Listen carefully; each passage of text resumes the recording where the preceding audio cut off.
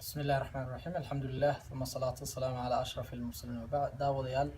markale waxaad ku soo dhawaataan barnaamijkeeni tababarka waalidka maantana waxaan rabaa in aan ka hadlo wax yar oo haddii aad waalid tahay caruurtaada u fududeynaya in ay successful ku noqdaan waxbarashadooda iyo iskuuladooda iyo waxbarashadooda guud ahaanba waalid walba wuxuu rabaa ilmihiisa inuu noqdo ilmo guuleysta marka waxyaalo yar oo idin fududeynaya hawshaas ayaan haddii alla idinla wadaagi doonaa kow ilmahaaga waxaa loo baahan yahay haddii homework lasoo siiyo tusaale ahaan oo kale guriga in ay meel ka haystaan homework ay ku samaysan karaan ama shaqadooda waxbarasho ay ku samaysan karaan haddii iskuulka homework laga soo siiyo haddii dugsiga homework laga soo siiyo miis yar oo iyaga gooni u ah oo geeska ah guriga in loo sameeyo ayaa loo baahan yahay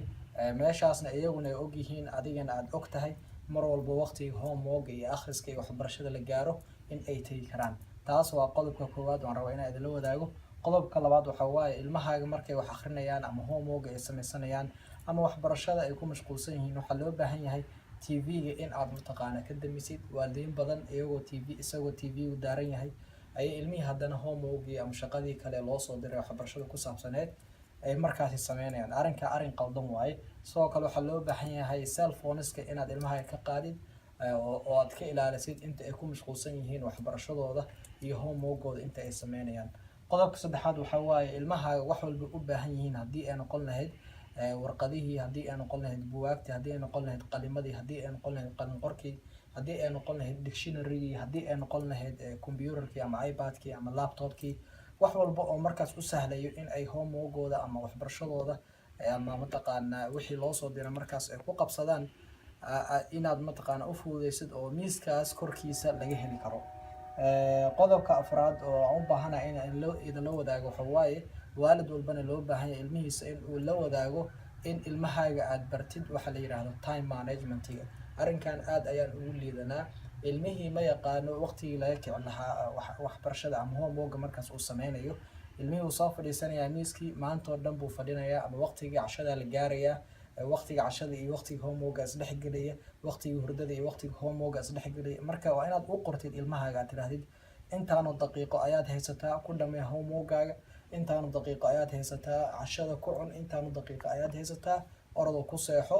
mataqaanaa soo cadayo kadibna ku seexo marka time management inaan barno ilmaheena haddii aan waalidiin nahay ayaa loo baahan yahay qodobka shanaad waxaa waaye ilmahaaga markuu u dhameeyo homeworka ama shaqadii ee waxbarasho ee markaas loo soo diray in aad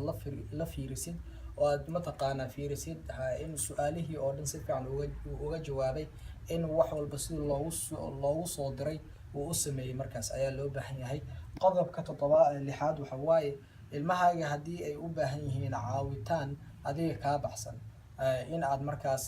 la gaartid oo hadday noqon lahayn tutoring inay u baahan yihiin hadday noqon lahayn after school programming inay u baahan yihiin